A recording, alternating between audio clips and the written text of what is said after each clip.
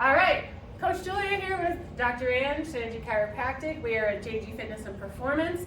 This is the last video in the lower body strength series that we've been filming together. Started with tempo squat, goblet squat, a sumo squat with either kettlebell or dumbbell, and now trap bar deadlift. And again, I'm teaching this as a progression. This is a general progression I do with clients. I want to make sure they master one variation before we move to a harder, more challenging one.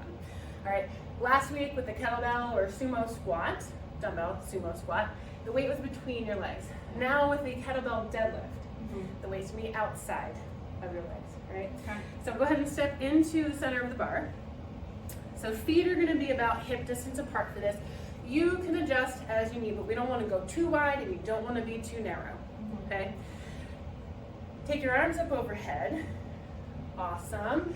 So overhead squats, you get down and in. I find that this helps my clients find a better trunk angle and positioning.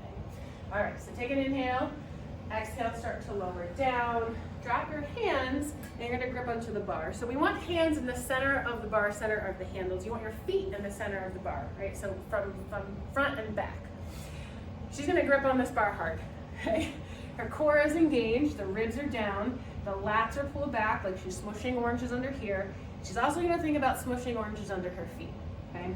Take an inhale, Dr. Ange, and on your exhale, start to press down to the ground, smush the oranges, and stand with the bar, right? Inhale, back down and brace. And then exhale to stand. Good. Inhale and exhale. So as we've been talking about week to week here, her trunk angle and shin angle, they're pretty symmetrical. That's what we want. She's got great movement here. She's got a great element of hip hinge, which has to happen in a deadlift. She's working glutes and hamstrings primarily, but her quads are also working. Okay. Neck is in a neutral spine position. Let's just do one more. Brace. Good. Awesome. And just a couple quick notes. You can leave the bar there. Just a couple quick notes. You do not have to do this from the ground, and you do not have to go to the ground in between reps. Sometimes we start from the ground in here in my studio, and I have clients work in the range of motion that's most comfortable for them.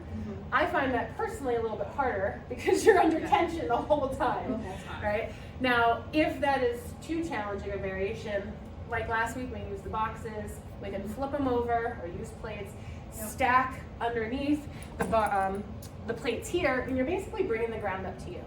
Find a range of motion that works best for you. We want to reduce risk of injury. We want you to be strong and stable so you can keep getting stronger. You rock, girlfriend. And less back pain.